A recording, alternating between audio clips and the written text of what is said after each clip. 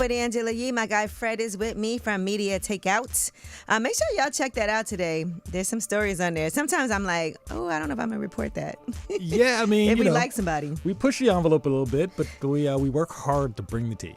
All right. Well, let's talk about what's going on with this Diddy trial. They did deny the defense's motion for a mistrial, and you had talked about maybe there was a 50-50 chance. Yeah, I think, Diddy and his team, one thing to know is Diddy has some of the best lawyers in the world, and they're going to try and pull out every stop to try and get these charges thrown out.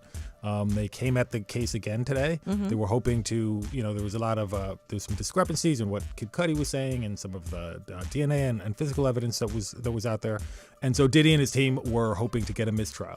And so they were hoping for prosecutorial misconduct. They said some prospective jurors during jury selection said that they believe Diddy could buy his way out of things. And he said it's a conspiracy theory out there. And the type of implication we believe these questions were designed to create plays right into that. Yeah, so during jury selection, there was a series of questions that were asked, and they thought that it could have prejudice some of the jurors. Mm-hmm. And so they said, well, we're going to try and take a swing at this, and hopefully we can get this thing. Well, the judge said no. It didn't work. You got to try, though, right? Yeah, got to try. And now they have the arson investigator on the stand, and that arson investigator has disputed claims that contact with Capricorn Clark was linked to the female DNA, because they said there was female DNA found on that bottle that was thrown into the car for arson.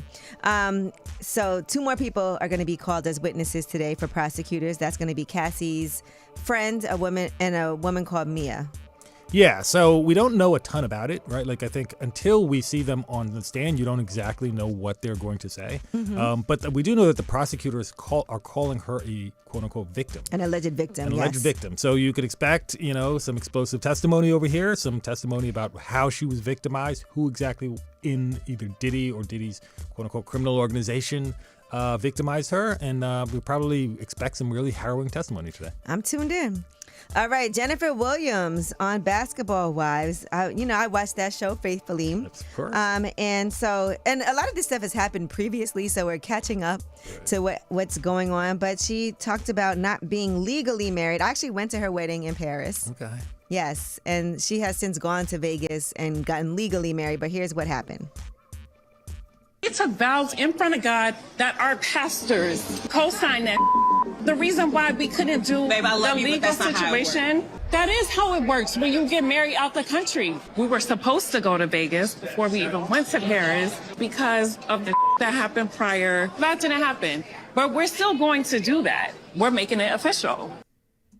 All right, so she got married in Paris, and the main thing they were saying here is that she's not legally married. And I want to ask you about that, because I didn't realize that when I went to Paris that this wasn't like official. Yeah, remember, think about it, right? Like, marriage is 2 things. It's, a spiritual thing where you have 2 people that are coming together and making vows to each other.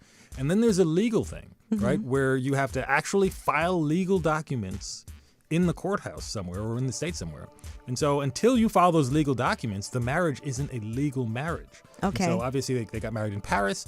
They had to come back to the United States and then file the paperwork somewhere here in the United States. So basically you're having a ceremony, but then after that you do all the legal things. Right, exactly. Indeed. All right, well, that is your Yee Tea. When we come back, it's time for Ask Yee and Fred. Any questions that you have for us, 800-292-5150. Definitely going to help you out. That's 800-292-5150. Great time to ask some legal things. 800-292-5150. It's Ask Yee.